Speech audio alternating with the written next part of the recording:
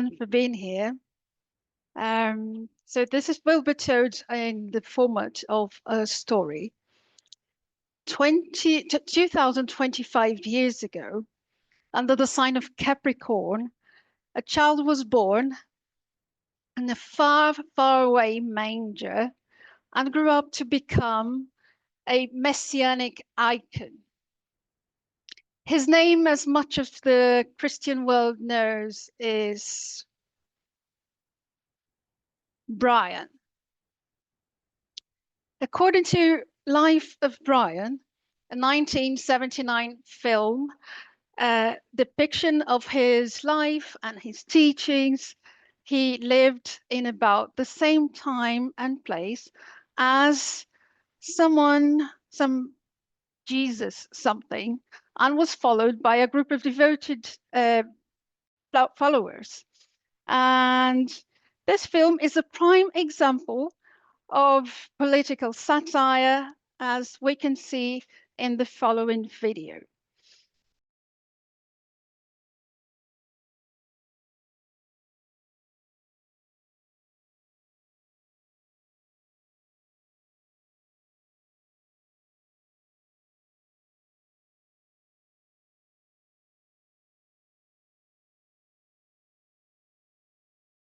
So Brian's story that you could see was told in film by half a dozen apostles named John, Michael, Graham, Eric, Terry, and Terry,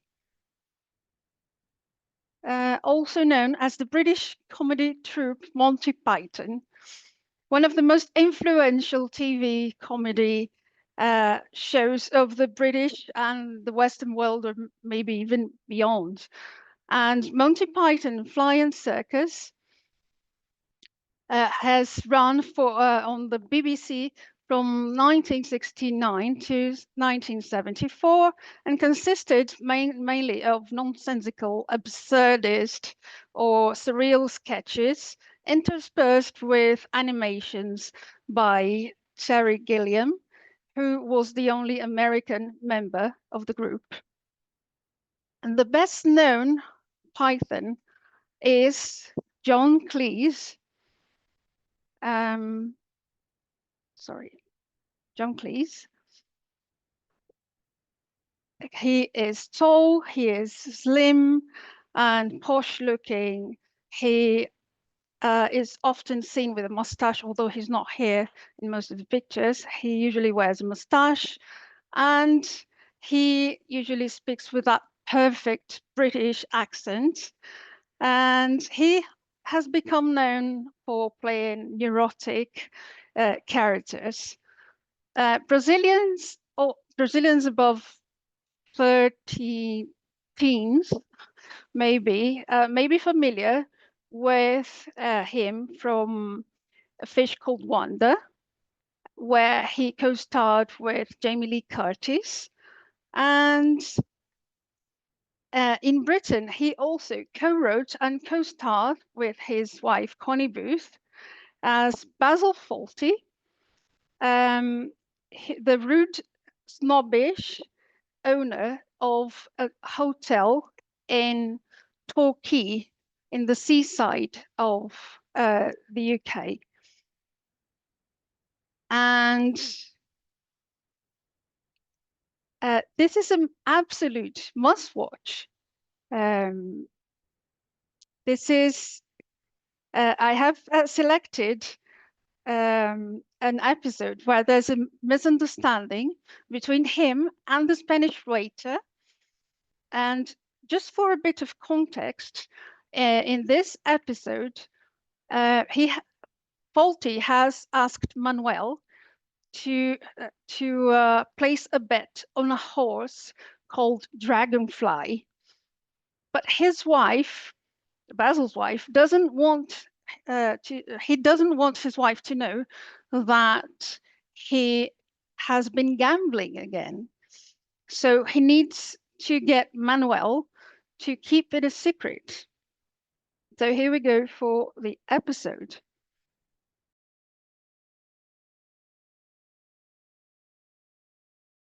Rowan Atkinson had already made another sketchy name for himself in Not the 9 o'clock News, and most prominently in Blackadder as the title character, Edmund Blackadder. One of the strengths of this series is its versatility. It has 4 seasons, and each of them is set in a different time. So the first season, which is called Blackadder, is set in medieval times. Then Blackadder, the second, is set in Elizabethan Shakespearean age times. Blackadder, the third, is set during the Georgian era. And Blackadder goes forth, is set in World War I. I'll let each episode speak for itself.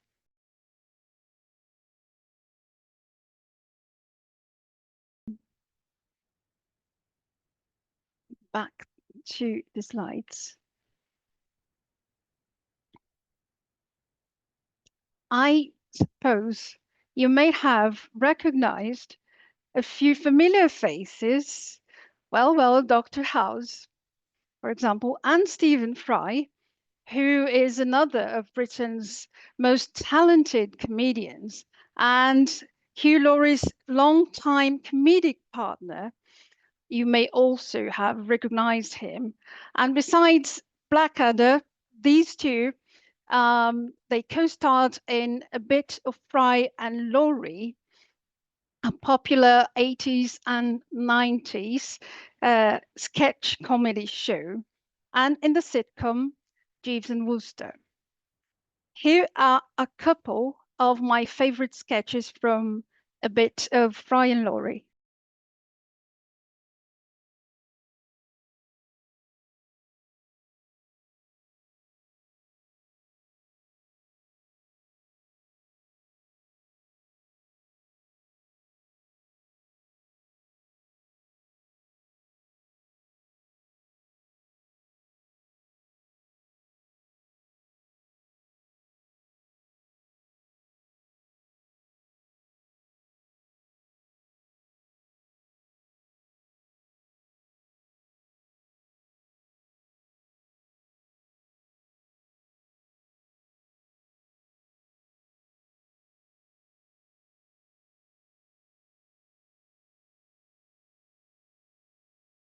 It is a genuine British classic, and here is an excerpt of a video that from by the Ronies that I find is quite Pythonesque.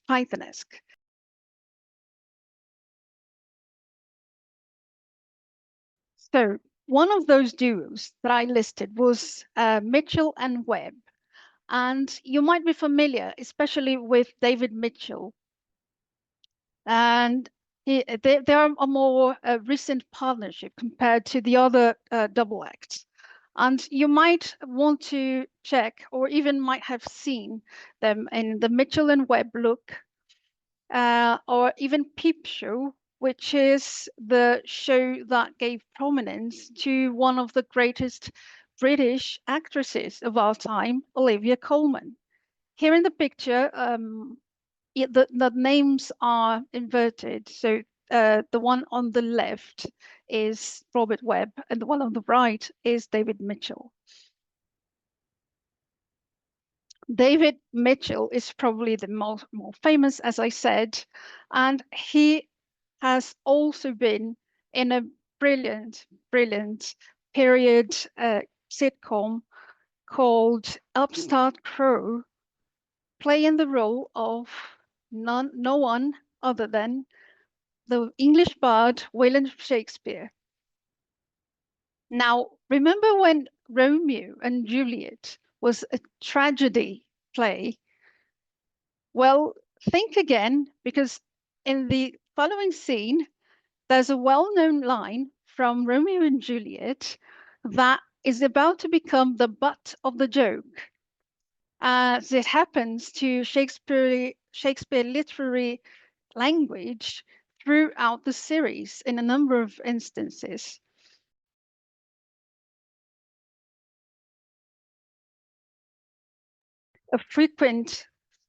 David Mitchell is also a frequent guest or regular contestant in game panel shows, including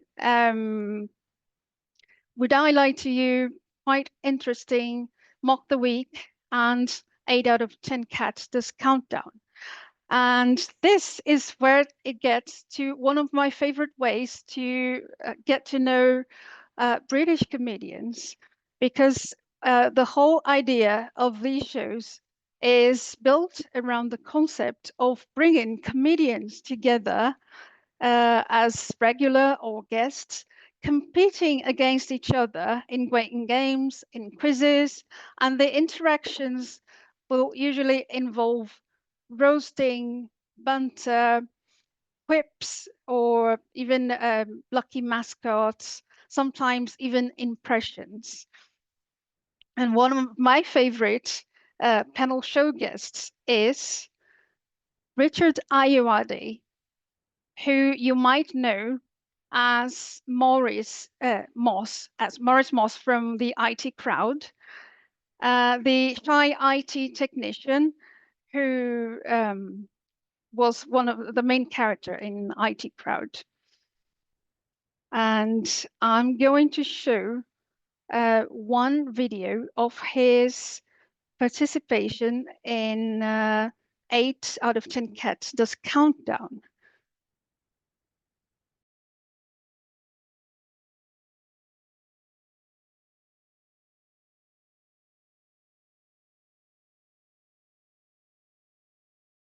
Talk about, I'm going to show you a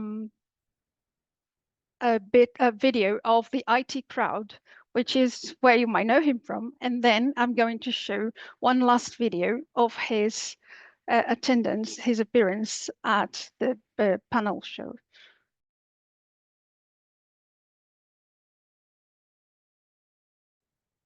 So one of the things that I like about Ayoade is that he's also a master of 2 truly British specialities. One of them is dry humor, and the other, self-deprecation. He can keep a straight face when he's telling even the most outrageous joke. And then there goes the last video. This is in one of those panel game shows.